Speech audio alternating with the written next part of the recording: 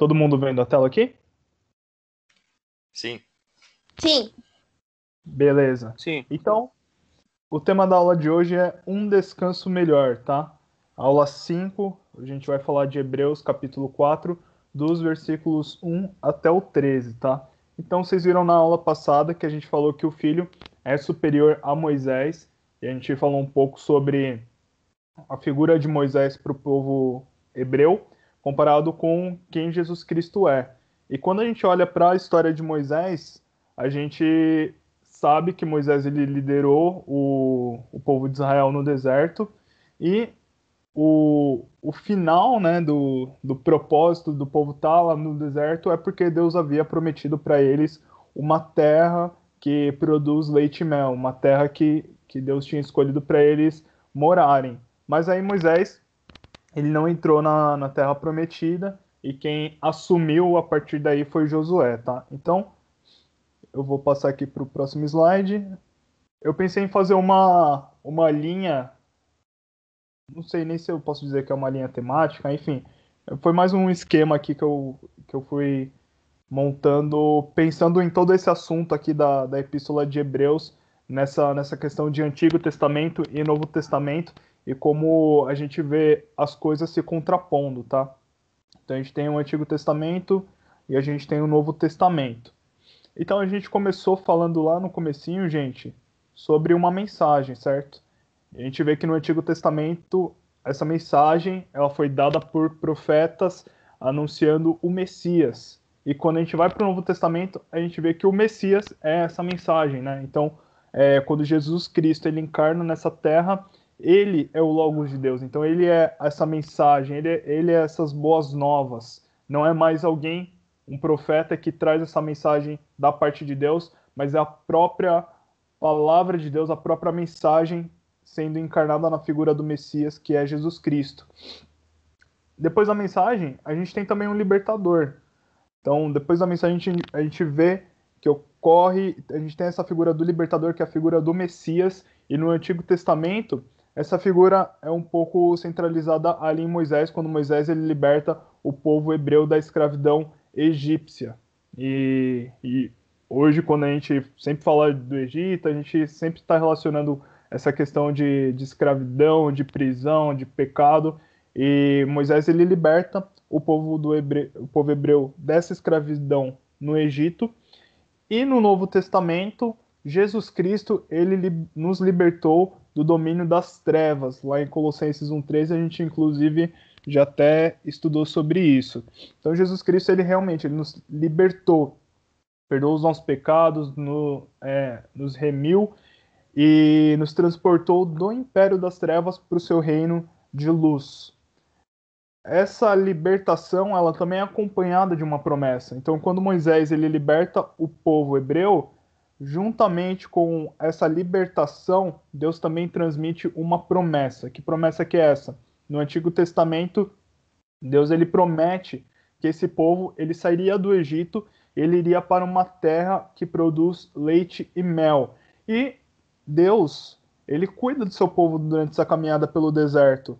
Inclusive, a gente até viu aí na semana passada, até no Espaço Jovem, o pastor Fábio falou disso, né? Que o povo caminhava no deserto, a roupa crescia, e além disso, a gente via que havia uma proteção especial da parte de Deus através de uma coluna de fogo e uma nuvem que protegia o povo de Israel.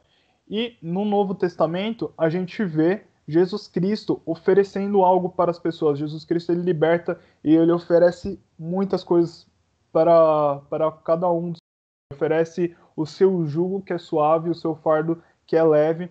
E Jesus ele promete também um descanso. Aí eu vou fazer questão de abrir aqui em Mateus 11 para a gente ler. Mateus 11, do 28, versículo 28 e 29. Venham a mim, todos vocês que estão cansados e sobrecarregados, e eu lhes darei descanso. Tomem sobre vocês o meu jugo, deixem que eu lhes ensine, pois sou manso e humilde de coração, e encontrarão descanso para a alma. Então, Jesus ele faz essa promessa, né? Ele promete, ele oferece um jugo suave, ele oferece um fardo que é leve, e ele promete um descanso. E aí, a gente tem uma figura Yehoshua. É interessante, por que eu trouxe essa expressão? Porque tanto a palavra Josué e Jesus, elas procedem meio que dessa raiz hebraica Yehoshua, que é Deus é a salvação. E por que Yehoshua tá vindo depois de promessa? Porque depois que o povo ele atravessa o deserto, quem assume é Josué. Josué que ele vai entrar na terra prometida e vai desbancar todos aqueles povos que estavam nessa terra. E Jesus Cristo é essa figura, né? Jesus Cristo é o leão da tribo de Judá e Jesus Cristo é a nossa salvação. Então a gente tem essa promessa, mas a gente tem também uma salvação. E depois disso, Deus é a nossa salvação, a gente vai encontrar um descanso. No Antigo Testamento, esse descanso ele está representado na figura da terra prometida Canaã. E no Novo Testamento, o que é esse descanso? E é aí que a gente vai entrar agora no capítulo 4 da Epístola aos Hebreus. Então a gente vai ter a promessa do descanso. Alguém poderia ler? Hoje eu coloquei na tela, tá, gente? Ajudei vocês. Hebreus 4, 1 ao 3. Quem puder ler aí na tela, por favor. Temamos, portanto, que, sendo-nos... Eu tô lendo na minha versão, tá? Tranquilo, sem problema. Temamos, portanto, que, sendo-nos deixada a promessa de entrar no descanso de Deus, suceda parecer que algum de vós tenha falhado. Porque também a nós foram anunciadas as boas novas, como se deu com eles. Mas a palavra que ouviram não lhes proveitou, visto não ter sido acompanhada pela fé naqueles que a ouviram. Nós, porém, que cremos, estamos no descanso, conforme Deus tem dito. Assim, jurei na minha ira, não entrarão em meu descanso, embora certamente as obras estivessem concluídas desde a fundação do mundo. Isso. Então, gente, como a gente até fez na aula passada, eu não vou fazer expositivo versículo por versículo, mas eu vou tentar trazer essas passagens do capítulo 4 de forma mais temática, tá? Então, eu até deixei grifado aqui, o autor ele diz assim, assim uma vez que permanece a promessa de que entraremos no descanso de Deus. E quando a gente trabalhar com a carta de Hebreus, lembra que a gente já reforçou bastante, mas a gente sempre está tratando como realidade aquilo que no Antigo Testamento era sombra. Então, no Antigo Testamento a gente tinha essa promessa de um descanso. No Novo Testamento a gente tem essa realização, né, essa concretização daquilo que seria o descanso. No Antigo Testamento a gente vê que ninguém entre os israelitas poderia completar a sua jornada no deserto e entrar na Terra Prometida. Tinha uma exceção para que eles entrassem, né? E a exceção é que eles demonstrassem fé. O motivo que Deus testou o povo no deserto é para que o povo aprendesse a confiar em Deus, para que o povo tivesse o seu coração em Deus, né? E muitos todos ali, né, que estavam no deserto, caminhando no deserto entre o povo hebreu, só dois entraram na terra prometida, porque foram os dois que tiveram fé verdadeira em Deus, né? Então, depois a gente vai até ver, né, em relação a Josué e Caleb, que eles foram os que tiveram a sua fé em Deus, mesmo que o problema parecesse grande, eles tiveram confiança de que Deus traria a sua provisão. Da mesma forma, nos dias de hoje, gente, ninguém entrará no descanso eterno de Deus a menos que a sua fé seja colocada em Jesus, o Filho de Deus, tá? Então, o acesso é pela fé, né? Não é por obras, mas é pela fé, que é o dom gratuito de Deus. Então, para a gente entrar no descanso, a gente precisa ter a nossa fé em Jesus Cristo. E assim como a gente viu na aula passada, parece que a fé dos destinatários da carta aos Hebreus eram pessoas que estavam fraquejando na fé, eram pessoas que estavam passando por alguns problemas, por perseguição, querendo voltar aos rudimentos da fé judaica, e parece que eles estavam perdendo a sua fé. E aqui o autor ele reforça isso, poxa, é necessário que vocês tenham essa fé. Até a gente viu no final da aula passada sobre isso, né? E aqui é uma continuação. Então, novamente, a gente tem esse tema, né? Mas a mensagem de nada lhes valeu, pois não a receberam com fé e não se uniram àqueles que ouviam. Então, é necessário que a gente tenha fé. Os que entraram na Terra Prometida, Josué e Caleb, eles tiveram fé verdadeira em Deus. Assim, nas nossas vidas, a gente precisa também ter fé verdadeira em Jesus Cristo, Filho de Deus, para que a gente possa herdar esse descanso. As boas novas a Israel não foram aproveitadas porque eles rejeitaram a voz de Deus. Então, o povo estava andando no deserto e Deus falando com o povo, eles não queriam ouvir, né? Dia após dia, eles testavam a paciência de Deus, rejeitando a providência de Deus, rejeitando o cuidado de Deus. E as boas novas, a igreja, elas precisam ser acompanhadas com fé. Então, nos dias de hoje, a gente precisa se atentar à voz de Deus, a gente precisa se atentar à palavra de Deus e a receber com fé. Vamos seguindo aqui, versículo 4 a 6, se alguém puder ler aqui na tela, ou na Bíblia. Sabemos que estão prontas por causa da passagem que menciona no 7º dia.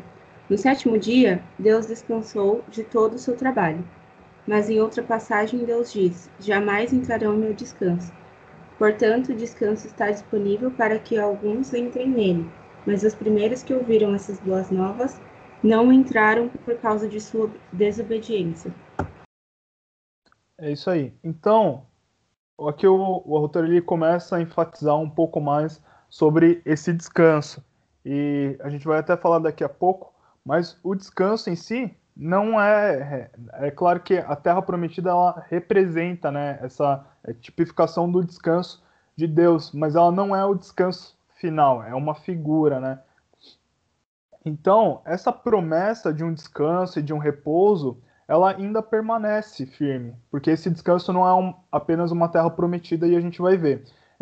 E a paz de Deus em favor do seu povo. A promessa, ela não mudou. O perigo está em que a percamos e não consigamos alcançá-la. Então, a gente ainda tem esse descanso disponível para cada um de nós, mas é preciso a gente sempre receber com fé e permanecer firme na nossa caminhada, entre aspas, no deserto, né? Se a gente for colocar a nossa vida paralelo, né, fazendo um paralelo com o povo de Israel, a gente foi liberto por Cristo, assim como o povo foi liberto por Moisés, da escravidão egípcia, e o povo passou por um deserto. Então a nossa vida, ela é um deserto. Na nossa vida a gente vai passar por provações, mas Deus ele está sempre do nosso lado e a gente precisa receber a Jesus Cristo com fé, receber a sua palavra com fé durante essa caminhada, com confiança e obediência, assim como a gente viu na aula passada, para que a gente possa ter acesso a esse descanso. Embora eu esteja falando que a gente tem, gente, é claro que não é pelo nosso esforço, tá? O Espírito Santo, ele vai nos ajudando, né? O Espírito Santo vai nos moldando nosso caráter, edificando as nossas vidas, e a gente e a gente ter essa fé, a gente ter essa confiança em Deus, isso é algo que vai sendo construído nas nossas vidas, tá? É certo que antigamente o povo tinha perdido o seu repouso, o repouso que teria podido obter, mas apesar de tudo, o repouso permanecia. Agora a gente vai falar um pouquinho sobre esse descanso, ou esse repouso. Qual que é a sua tipologia? Então na Bíblia a gente vê bastante sobre o descanso. E o primeiro lugar que a gente ouve falar sobre o descanso é na criação. Então, a gente vê na criação Deus criando todas as coisas, primeiro, segundo, terceiro, quarto, quinto, sexto, e no 7º dia a gente vê que Deus ele descansa. Deus descansou no 7º dia e este foi o único dia que não se encerrou. Gênesis 2, versículo 2 e 3. Se alguém já puder abrir aí para ler. Demonstrando o tipo de descanso que Deus daria ao seu povo. Depois vocês olham na Bíblia de vocês, no capítulo 1 de Gênesis, que vocês vão ver que Deus teve o primeiro dia e a Bíblia fala assim, teve tarde, se eu não me engano, tarde e manhã. E acabou o primeiro dia. Depois vem o segundo dia, tarde e manhã. Mas quando chega no 7º dia, não tem essa menção. Se alguém puder ler agora para a gente, por favor. E havendo Deus terminado no 7º dia sua obra que fizera, descansou nesse dia de toda a sua obra que tinha feito. E abençoou Deus o 7º dia e o santificou, porque nele descansou de toda a obra que como Criador fizera. Isso. Então, é a única parte que não tem essa questão de que encerrou o dia. Se a gente olhar lá no capítulo 1, a gente vai ver. A noite passou e vem amanhã, encerrando o primeiro dia, encerrando o segundo, terceiro, quarto, quinto, sexto, mas no sétimo dia a gente não tem esse encerramento. Por quê? Porque está demonstrando que o tipo de descanso que Deus tem para a sua obra, para o seu povo, é um descanso eterno. Até a palavra, essa palavra aqui que eu não vou arriscar pronunciar, se o catapauses, é isso, Renato? Isso, Beleza. É que eu sei que o grego tem umas pegadinhas aí, mas tranquilo. tem.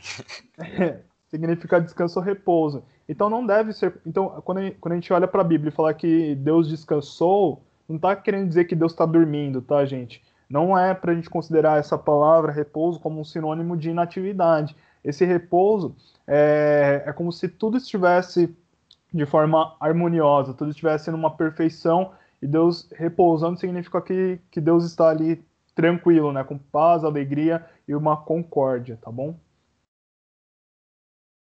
Eu trouxe essa citação que eu gostei bastante. Inclusive, eu puxei do livro do Hernandes Dias, tá? Que ele faz essa menção desse teólogo Orton Wiley. Diz assim: associa-se a cada um dos membros da Trindade uma obra consumada e uma obra contínua, tá? Então, com relação ao Pai, a obra consumada é a criação. Então, Deus cria todas as coisas e ele consome é a criação. E a contínua, a sua preservação e a providência para ela. A obra consumada do Filho é a expiação, a contínua a intercessão pelos salvos. A obra consumada do Espírito é a purificação da alma. A contínua é a sua presença constante como consolador, revelador de Cristo, guia da verdade e da unção à igreja. O que ele está querendo dizer com isso? Que quando a gente fala que Deus descansou, não quer dizer que Deus está dormindo, mas que tem uma obra que ela foi consumada. E aí esse teólogo ele está falando, tem uma obra que é consumada e uma contínua, porque Deus ele ainda continua atuando. Como ele continua atuando? Através da sua preservação da sua criação e providência para ela, tá bom? Onde mais a gente vê sobre descanso? Pela imagem aí, vocês já até devem estar sabendo do que eu vou falar agora, né? Na cultura judaica, é fato que eles têm esse apreço muito grande por guardar o sábado. Então, na Torá, no Pentateuco, a gente vai ver muito sobre o descanso, tá? Então, Deus dá os mandamentos para Israel relacionados ao descanso. E aí a gente vai falar sobre 3 tipos de descanso. Eu já vou até avançar aqui. Não, não vou não. Se alguém puder abrir Êxodo 20:11, a gente vai ter o Shabá. O que é o Shabá? Shabá significa descanso. Por que eu trouxe a palavra em hebraico? Para eu poder trazer a tradução aqui para vocês, tá? Porque se eu falar sábado, não tem graça, né? Então, Shabá significa descanso, que está relacionado ao sábado. É um dia que Deus preparou para que o povo descansasse. Então, é o encerramento de uma semana de 6 dias. Você trabalha 6 dias, no Shabá você descansa do seu trabalho. Êxodo 20:11, alguém achou? O Senhor fez os céus, a terra, o mar e tudo o que neles há em 6 dias. No 7º dia, porém, descansou. Por isso o Senhor abençoou o sábado e fez dele um dia santo. É isso aí. Então, por que é importante esse descanso? O que significa esse Shabá do descanso? O Shabá não é simplesmente um dia que o judeu ele fica lá sem fazer nada, tá? Para o judeu, o Shabá ele vai trazer a memória do judeu, é uma celebração da criação de Deus. Quando o judeu ele descansa no sábado, ele está lembrando que Deus ele trabalhou 6 dias e descansou no 7º dia. Então ele está celebrando aquilo que Deus fez. Ele também celebra a redenção da escravidão do Egito, porque o Shabá passou a ser celebrado após a libertação do povo do Egito. No deserto eles passaram a celebrar o Shabá. Então eles lembram também dessa redenção. E o mais importante é um prelúdio do mundo na era messiânica, tá? Então, pro judeu, quando ele pensa no Shabá, ele não está simplesmente pensando no dia que ele vai ficar de boa em casa, descansando, mas ele pensa ó, isso daqui é o meu dia do descanso, porque tá me lembrando do dia que o meu Messias virá. Pra gente, a gente já sabe que o Messias veio, mas pro judeu, eles ainda estão esperando esse Messias. Então é um prelúdio do mundo na era messiânica. Mas, além do Shabá, a gente tem também o Shemitah.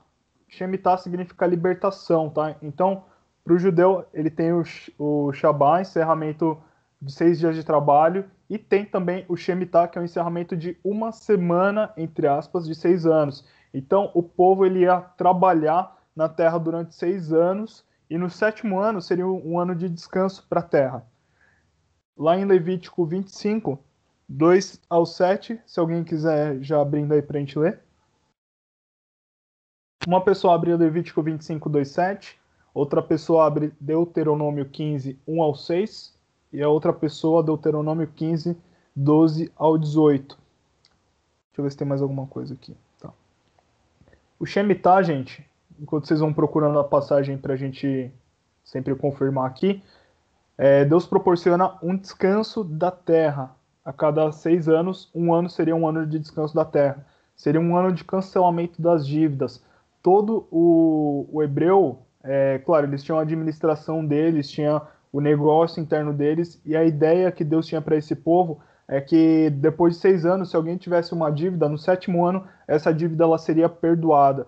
No 7º ano também, os escravos seriam libertos, porque Deus não queria que seu povo tivesse escravos, um fizesse o outro de escravo, tá? Então, claro, a pessoa às vezes tinha uma dívida, não conseguia pagar, daí ela poderia se tornar escrava de um outro judeu, mas ao 7º ano, essa pessoa ela deveria ser liberta, tá? E a gente até viu nas cartas da prisão, essa libertação não era simplesmente tipo assim, vai embora escravo, mas era uma libertação que o dono, ele ainda ajudava o escravo quando ele dispensava esse escravo no Shemitah, que é o ano da libertação. Quem achou Levítico 25, 2 ao 7, pode ler. Disse o Senhor a Moisés no monte Sinai: Fala aos filhos de Israel e diz-lhes: Quando entrardes na terra que vos dou, então a terra guardará um sábado ao Senhor. 6 anos semearás o teu campo, e 6 anos podarás a tua vinha, e colherás os seus frutos. Porém, no 7º ano haverá sábado de descanso solene para a terra. Um sábado ao Senhor. Não semearás o teu campo, nem podarás a tua vinha. O que nascer de si mesmo, na tua seara não cegarás, e as uvas da tua vinha não podada não colherás. Ano de descanso solene será para a terra. Mas os frutos da terra em descanso vos serão por alimento, a ti e ao teu servo, e à tua serva, e ao teu jornaleiro, e ao estrangeiro que peregrina contigo, e ao teu gado e aos animais que estão na tua terra, todo o seu produto será por mantimento. É isso aí. O que Deus está ensinando para o seu povo e o que Deus está ensinando para cada um de nós nos dias de hoje? Para o povo judeu, ó, vocês vão trabalhar 6 anos, façam o que vocês quiserem, mas no 7º vocês têm que deixar a terra descansar.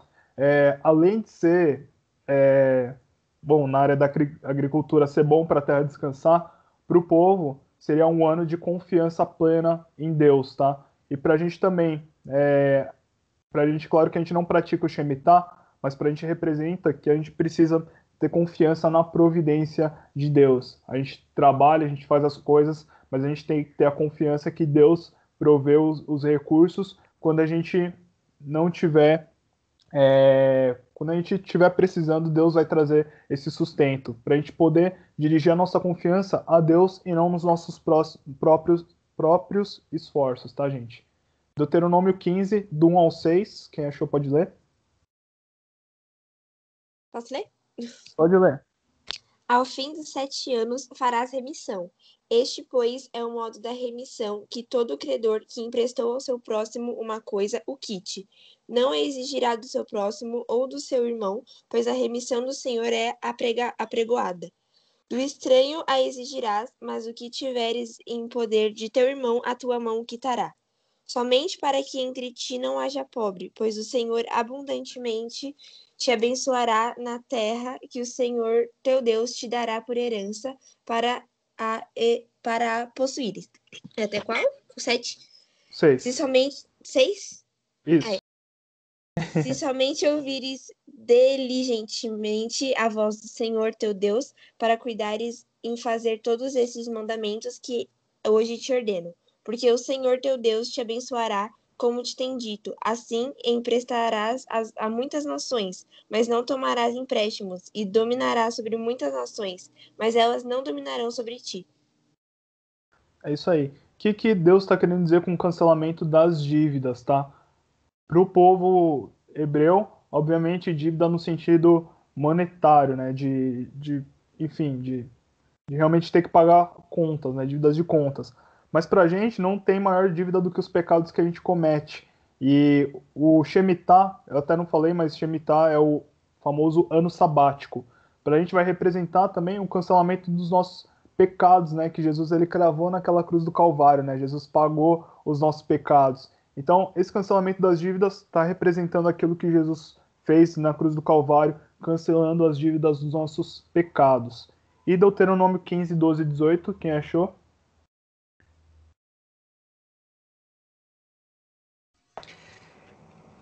Se um irmão hebreu, homem ou mulher, vender-se a você como escravo, ele lhe servirá por 6 anos. Depois disso, liberte-o no 7º ano.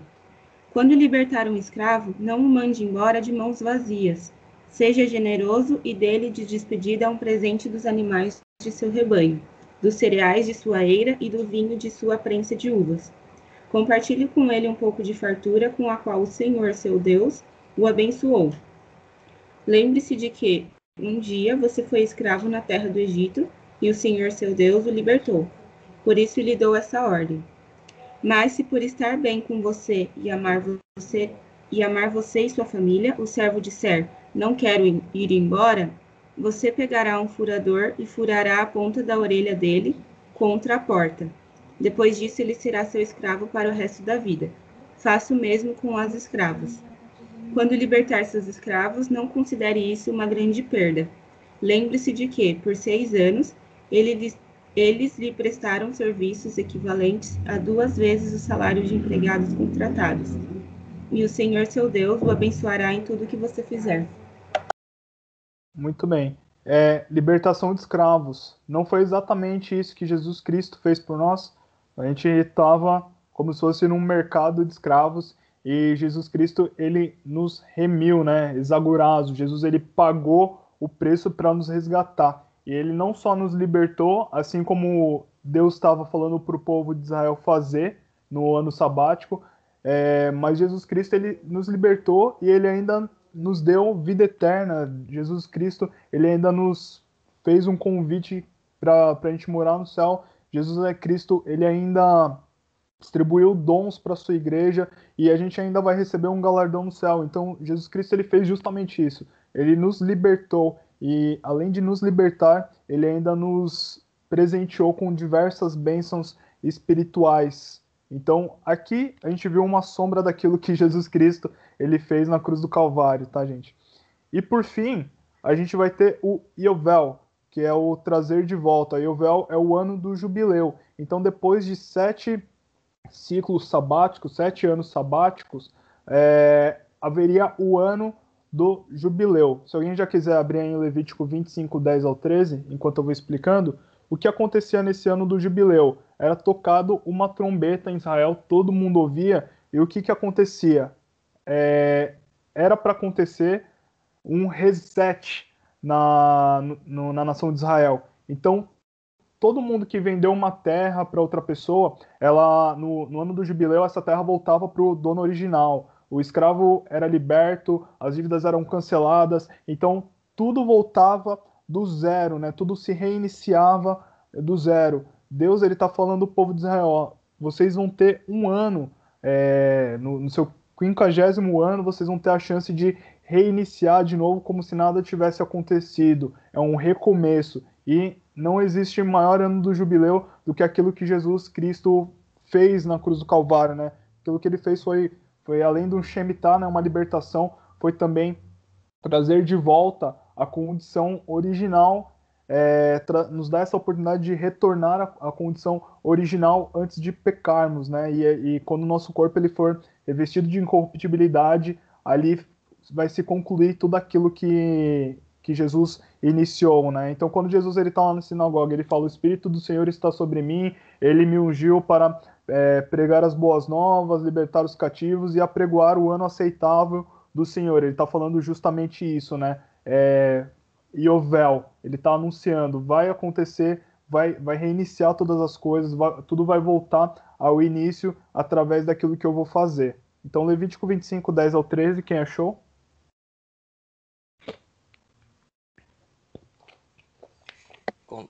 Consagrem esse ano, o 50º ano, como um tempo de proclamar a liberdade por toda a terra para todos os seus habitantes. Será um ano de jubileu para vocês, no qual cada um poderá voltar à terra que pertencia a seus antepassados e regressar a seu próprio clã. O 50º ano será um jubileu para vocês. Nesse ano, não semearão os campos, nem se farão o que crescer espontaneamente, nem colherão as uvas dos vinhedos não podados. Será um ano de jubileu para vocês, e deverão mantê-lo santo. Comam o que a terra produzir espontaneamente. No ano do jubileu, cada um poderá retornar à terra que pertencia a seus antepassados. É isso aí. Então, é interessante que todos esses descansos que a gente viu, o sábado, o ano sabático e o jubileu, são tipologias daquilo que que eu já até falei aqui, né, que seria realizado. Então, esses descansos a gente vê no Antigo Testamento e agora a gente já até falou sobre essa realidade concluída daquilo que Jesus já fez por nós na cruz do Calvário. E ainda tem uma última tipologia de descanso que seria um lugar. Então a terra prometida, Canaã, era a tipologia de um descanso para o povo, né? O descanso das jornadas pesadas, do deserto e dos inimigos. Lá em Deuteronômio 12:10 fala sobre isso. A gente não vai ler aqui, porque senão eu acho que não vai dar tempo de acabar a aula. Josué foi incapaz de subjugar a terra inteira. Esse versículo eu quero que vocês abram, por favor. Josué 13, 1, 2. Portanto, a terra ela apontava para um descanso posterior a ser cumprido. Canaã só poderia ser um símbolo daquele descanso espiritual que Deus preparou para os seus filhos. Para o povo, Canaã era a terra prometida, era uma terra de descanso. Mas mesmo quando Josué ele derrotou todo o povo que estava na terra, ele não conseguiu subjugar a terra inteira. Ainda existiam inimigos, embora a terra estava tranquila, né? Existiam pessoas que ele não conseguiu aniquilar, digamos assim, né? Portanto, ele acabou subjugando e teve um descanso. Josué, ele foi uma importante figura, mas ele não entregou aquele descanso perfeito que a gente só vê agora completado em Jesus Cristo, que é o descanso eterno das nossas vidas que eu já vou adiantar aqui, né? Mas nos novos céus e na nova terra, né? Um descanso com Deus, um descanso onde não haverá mais dor, não haverá mais angústia, não haverá mais lágrimas. Josué 13, 1, 2.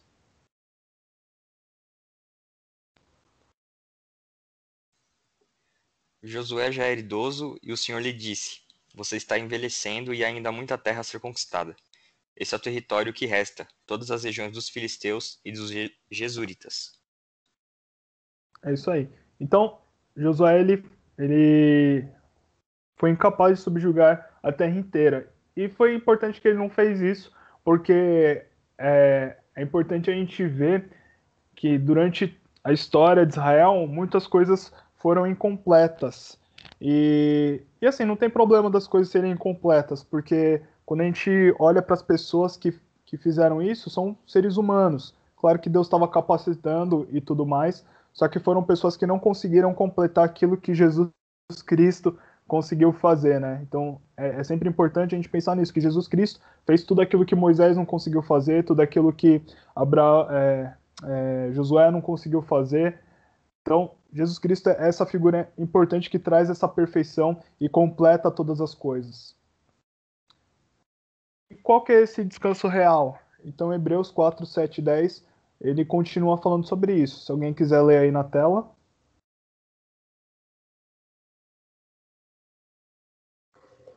Por isso, Deus estabeleceu outra ocasião para quem entre em seu descanso, e essa ocasião é hoje.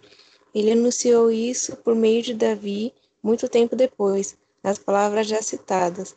Hoje, se ouvirem sua voz, não endurecerão o coração. Se Josué lhes tivesse dado descanso, Deus não teria falado de outro dia de descanso por vir. Logo, ainda há um descanso definitivo à espera do povo de Deus, porque todos que entraram no descanso de Deus descansam do seu trabalho, como Deus o fez após a criação do mundo. Isso, então aqui nessa passagem já fala um pouquinho do que a gente acabou de falar. O descanso que Josué deu ao seu povo não era perfeito nem pleno, era apenas uma antevisão do descanso perfeito, que seria o descanso espiritual, o descanso do pecado e do mal.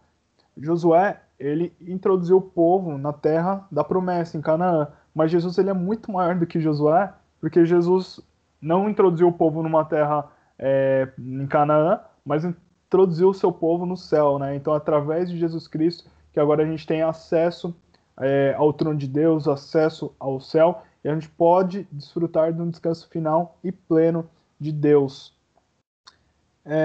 E o sábado não é meramente um dia de descanso no sentido de cessação de trabalho, a gente até viu. Antes é um descanso espiritual, uma cessação de pecar. Então isso é bem importante, né? Quando a gente pensa no sábado, né?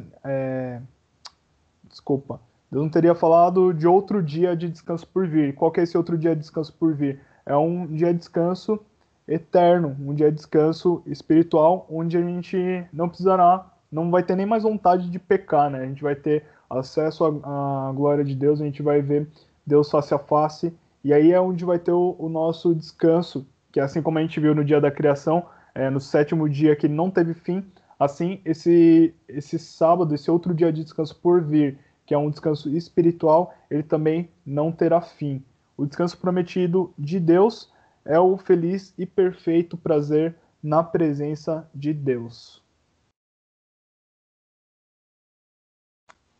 E aí o autor da carta de Hebreus, ele passa um pouquinho dessa parte de descanso e ele fala um pouco sobre a palavra de Deus. Até mandaram um devocional aí na semana passada, se eu não me engano, nessa passagem, Hebreus 4, 11, 13.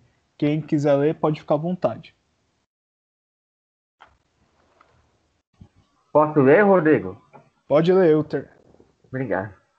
Procuremos, pois, entrar naquele repouso para que ninguém caia no mesmo exemplo de desobediência.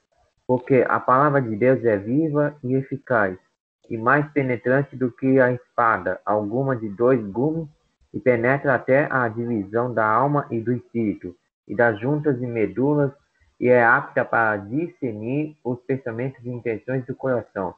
E não há criatura alguma encoberta diante dele. Antes todas as coisas estão nuas e patentes aos olhos, daquele com quem temos de tratar. É isso aí. Então o autor está falando assim, ó, vocês precisam se esforçar, né? Esforcemos-nos para entrar nesse descanso. E esforço não é simplesmente eu tô afim, né? Quando a gente se esforça, a gente tem que exercer uma força, né? E a gente tem que se esforçar em obedecer à palavra de Deus. Claro que o Espírito Santo, ele ajuda a gente, né? Quando a gente ora, quando a gente está em comunhão com Deus, quando a gente busca se aproximar de Deus, Deus vai fortalecendo, Deus vai nos moldando segundo a sua vontade. O pecado vai estar sempre à nossa porta, né? Mas aí a gente tem que se esforçar de estar na presença de Deus, lendo a Bíblia, orando, disciplinas espirituais são importantes, obedecer a palavra de Deus e depender do Espírito Santo de Deus em todo momento para que a gente possa estar resistindo a essas coisas. Então o autor ele reforça aqui, né? Se a gente desobedecer, como a gente viu o povo de Israel desobedecendo, a gente vai cair.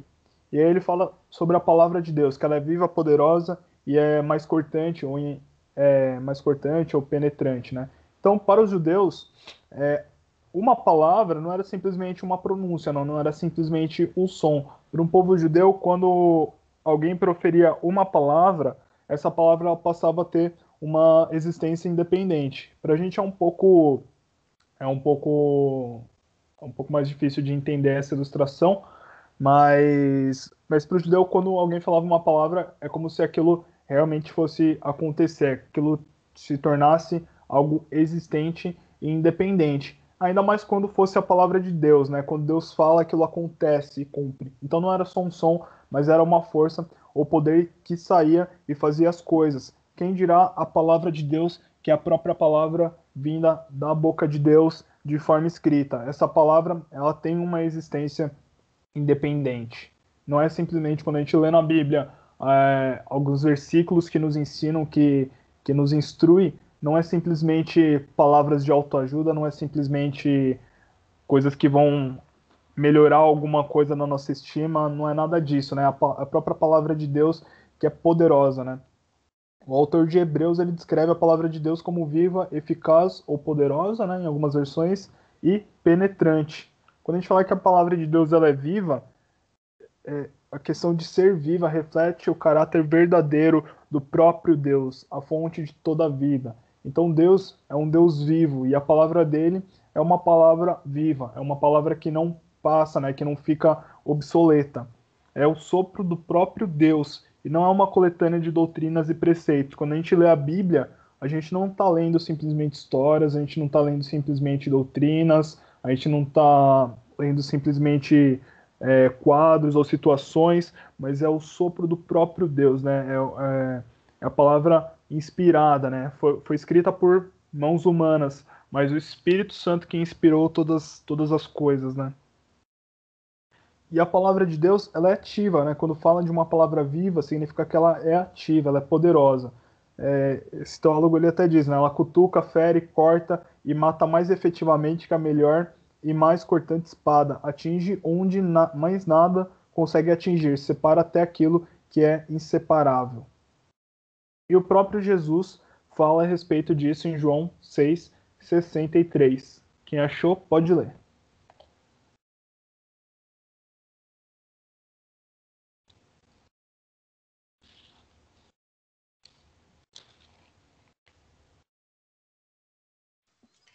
Somente o Espírito dá vida.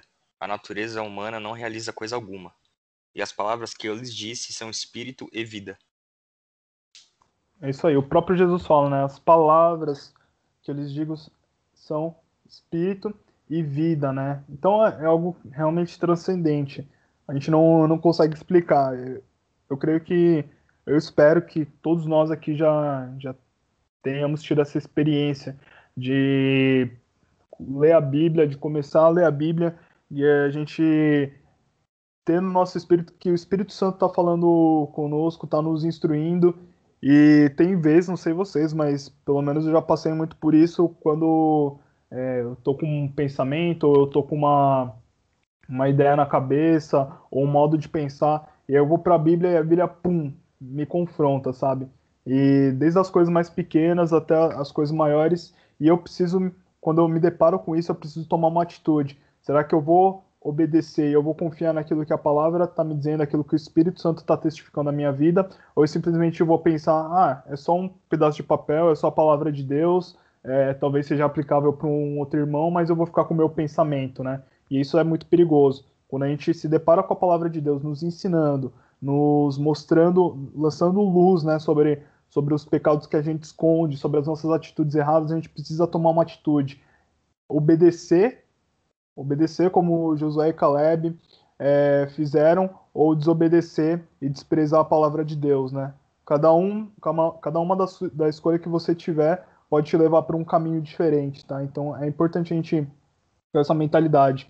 Até mesmo quando a gente ouve pregações, quando o pastor ele expõe a palavra de Deus e essa palavra de Deus ela nos ensina, a gente precisa tomar uma atitude. Eu vou trazer isso para minha vida, eu aceito essa palavra de repreensão, ou eu vou simplesmente ignorar essa palavra e fingir que não é para mim.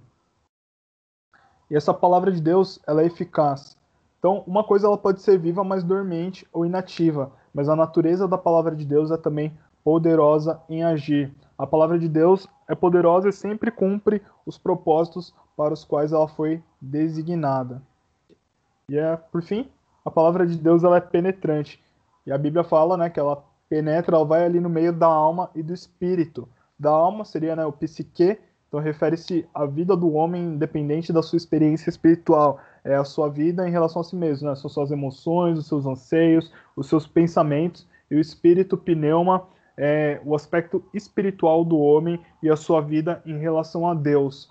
Não vou entrar aqui no mérito de tricotomia, dicotomia, etc. Mas o fato é que se a palavra de Deus ela vai no meio de coisas que a gente não consegue nem palpar, como alma e espírito, muitas vezes a gente não consegue nem definir muito bem, mas se a palavra de Deus ela vai nessa região, ela, com certeza ela é penetrante e a gente não pode considerar a palavra de Deus como se fosse alguma coisa simplória ou alguma coisa simples sem tanto valor. Isso significa que a palavra de Deus ela examina toda a alma de uma pessoa, explora seus pensamentos e sonda sua vontade e todos os seus desejos. Essa frase aponta para o fato de que não existe nenhuma parte do homem que a palavra de Deus não possa penetrar, seja imaterial e seja física, tá? Então a palavra de Deus ela é realmente poderosa, né? Não tem como principalmente nós que já estamos muito mais abertos, muito mais sensitíveis ao Espírito Santo, né? Nós que já estamos caminhando na fé, quando a gente ouve a palavra de Deus, não tem como a gente permanecer inerte. E se você, talvez, faz tempo que você ouve a Bíblia e você não se sente confrontado, tome cuidado, né? Talvez seja a hora de você realmente ir para a Bíblia de uma forma diferente, de uma forma desarmado, com realmente o coração aberto, ansiando, tendo fome por aquilo que a palavra de Deus pode te dar, né? Não simplesmente um conforto, mas simplesmente uma mudança de vida, né? Um comportamento seu que você precisa mudar, uma atitude sua, algo que através da palavra de Deus ela está iluminando para você realmente tomar essa atitude, ou mudar o seu jeito de ser. Então a palavra de Deus é isso, ela é viva, poderosa, eficaz e penetrante. Ô, Rodrigo, só antes Aham. de você passar, você falou esse negócio aí de dicotomia e tricotomia. Só para ter certeza, todo mundo aqui sabe o que é a diferença ou alguém tem dúvida e não sabe o que significa esses termos? Só pra gente saber. Eu não Pô, sei. Não, Tabata? Não. Beleza. Não, é que eu não tinha ouvido o que você falou. Então, basicamente, a tricotomia é afirmar que o homem ele é corpo, ele é alma e ele é espírito. Então, trico de 3 mesmo. E a dicotomia é quando crê que o homem ele é corpo e ele é alma, e essa alma e espírito são sinônimos, como se espírito e alma significassem a mesma coisa. Então, são só duas formas diferentes de interpretar, do ponto de vista teológico, o que o homem é. Ou ele é dicotômico, né, que é corpo e alma, e esse alma é sinônimo de espírito, o espírito é sinônimo de alma. Ou tricotômico, que o corpo ele é alma, ele é corpo e ele é também espírito. Então, só para a gente ficar na mesma página sobre isso aí. Isso aí, valeu. Eu tinha esquecido desse ponto. Imagina. E aí, ele diz que nada está escondido de Deus, né? Então, todas as nossas atitudes, todo o nosso comportamento, os nossos pensamentos, tudo está descoberto e exposto diante dos olhos de Deus. O que significa descoberto? Quer dizer que diante das pessoas, diante dos homens, a gente pode trazer os nossos disfarces, as nossas máscaras, a gente pode trazer as nossas aparências externas, mas perante a presença de Deus, a gente é despojado de tudo isso e devemos nos apresentar tal como somos. Não tem como a gente chegar diante de Deus mascarado, né? Que nem o jovem rico, né? Ele extremamente rico, muitas riquezas, ele queria saber como ele fazia para herdar a vida eterna, né? Mas para isso ele precisava se despir da sua riqueza, né? Despir, na real, não era nem ele queria saber os mandamentos, mas ele não queria colocar em prática, né? Ele foi diante de Deus, diante de Jesus Cristo, como alguém que cumpre todos os mandamentos, mas na real ele não estava cumprindo todos os mandamentos da forma perfeita, né? E quando Jesus Cristo confronta ele, quando Jesus Cristo ele descobre, né, percebe que aquilo que o jovem rico estava trazendo diante dele estava descoberto, Jesus ele expõe isso, né? Então vai, doa todas as suas riquezas aos pobres e segue-me. E aí o jovem ele sai entristecido porque ele não consegue fazer isso, né? Ele, diante de Jesus Cristo, ele estava totalmente descoberto. Por fora, alguém que cumpria todos os mandamentos, mas por dentro, alguém que faltava colocar realmente esses mandamentos em prática. Expostos, o significado original dessa palavra é incerto, mas dentre os significados possíveis que a gente consegue aplicar diante desse contexto, em um contexto de luta, é quando um lutador imobiliza o outro, né? Então, tudo que a gente faz está exposto diante de Deus. Então, de uma de uma forma aqui ilustrativa, seria bem ilustrativa aqui mesmo, né? Se a gente estivesse lutando com Deus, a gente estaria imobilizado por ele, porque não tem nada que a gente consegue fazer que a gente consegue esconder diante de Deus. Também no sentido de quando um animal é esfolado, e aí toda a pele dele fica exposta, né? Aquilo que está mais internalizado fica exposto.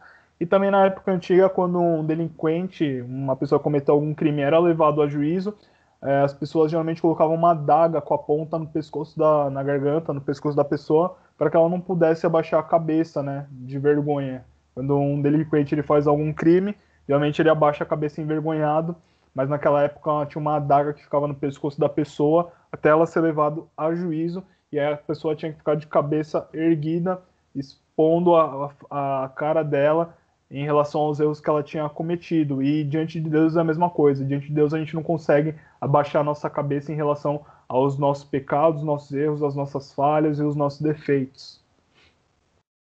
E aí, para finalizar, trazendo esse resuminho de tudo que a gente falou hoje, o descanso é a bênção maior e final que Deus tem para o seu povo, tá? Não é simplesmente um sábado, não é simplesmente um lugar de uma promessa, né, uma terra prometida, mas é poder desfrutar dessa paz com Deus na eternidade, poder desfrutar de uma eternidade, não sei, eternidade existe essa palavra, mas enfim, de algo eterno que nunca passa, um status onde não tem pecado, onde não haverão mais angústias. Então esse descanso que Deus proporciona para nós é a maior bênção, né, e final que Deus tem para o seu povo.